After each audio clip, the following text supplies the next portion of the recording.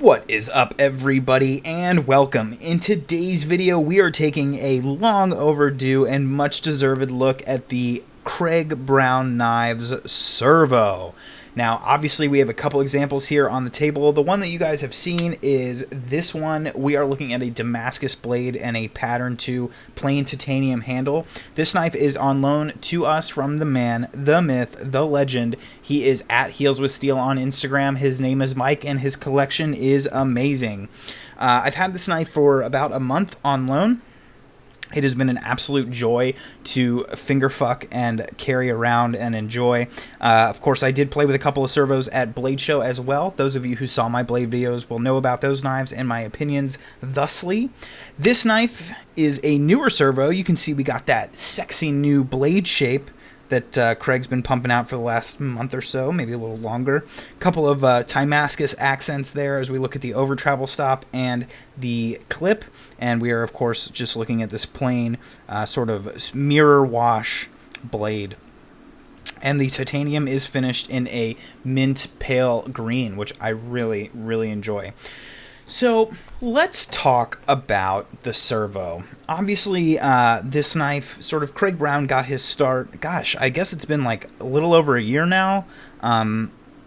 I sometimes I forget like how long I've been doing this. I remember watching Epic Snuggle Bunny's video on his first ever knife. It was an integral with copper inlays.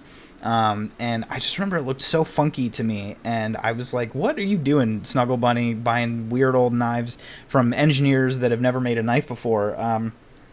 And so I just didn't really think too much of him. Some more people in the community, you know, certainly on a small scale, started to buy up knives from Craig. I'm given to understand...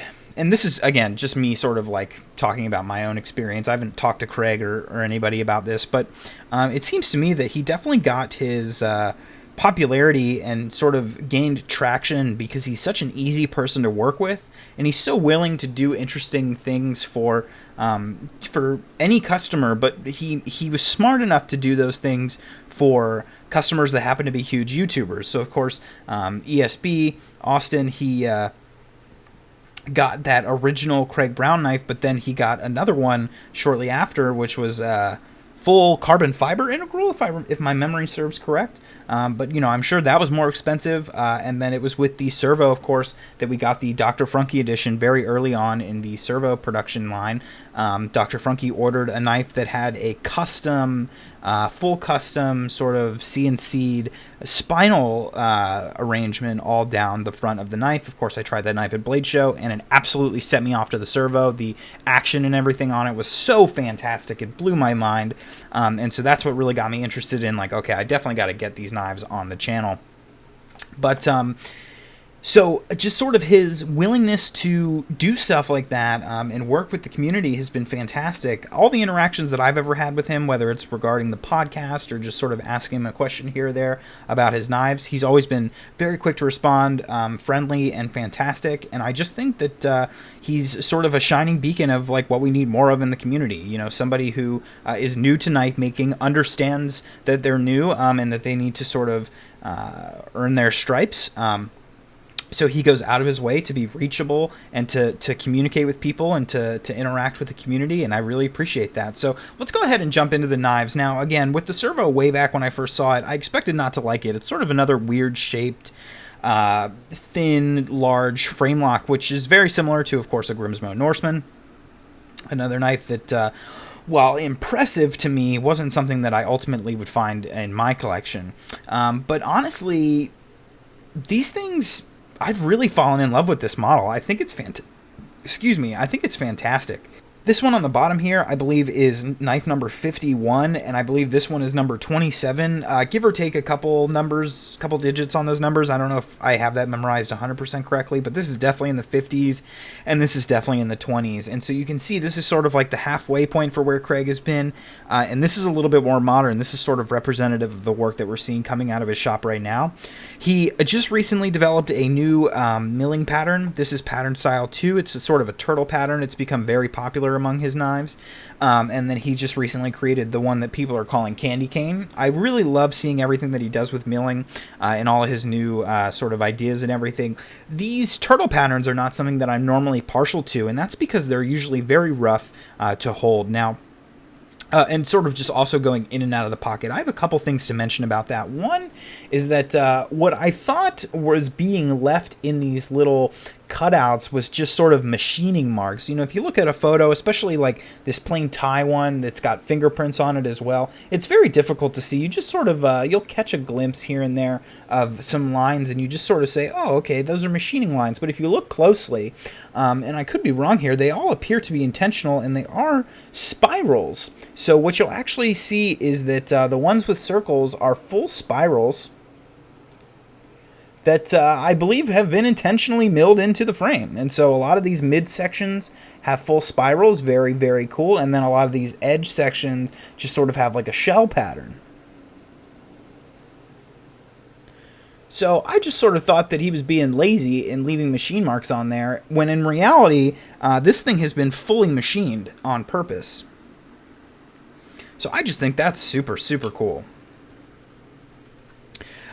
One thing, though, with the turtle pattern, especially this older one, getting it in and out of the pocket, it's got a bit of a tough ramp. And so in conjunction with this sort of turtle pattern, it's a little rough, but I have to say, Craig has actually designed a new clip for his knives that looks better and appears to have a much better ramp. So if you are ordering a new knife, please bear that in mind, that this is not something to consider on any pattern, because he has developed a new clip. But if you are looking at an old one, you know, if you're the kind of person that lifts your clip, you're not going to have any issues. If you're like me and you really want to slide it in and out, I did struggle a little bit with this one. A little bit less with this one, just because the Damascus is a higher polish finish, and I believe this whole frame has been polished a little bit more for the purposes of the anodizing, and therefore I had a little less friction on this one, but again, just keep that in mind. Now, the next thing that I want to talk about is on these new ones, this new blade shape. Now, admittedly, it has a lot in common with the Rask blade shape, I must say.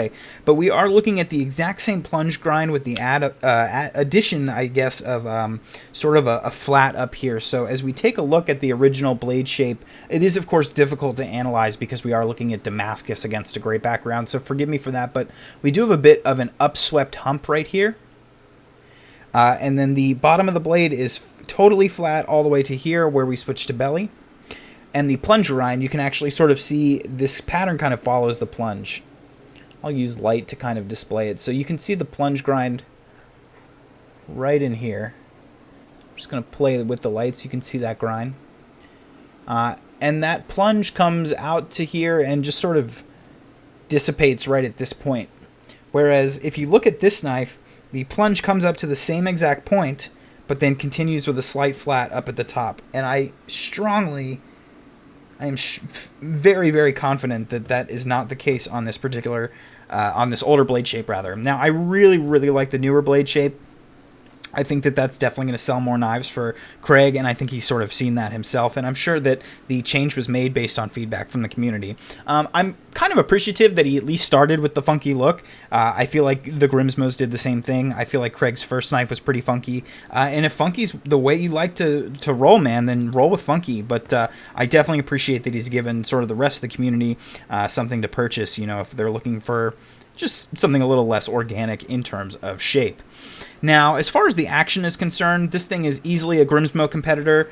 This knife in particular does, of course, close against gravity.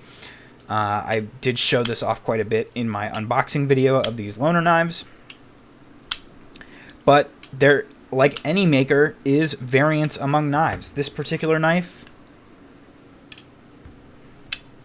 definitely a different type of action. Still incredibly smooth, but takes a little bit more coercion to get moving and doesn't quite always want to swing up into the frame. Now, this knife is headed back to Craig Brown after this video for an adjustment to the detent, as the new owner is my friend and neighbor Rich, and he picked it up, and detent's a little bit light for him.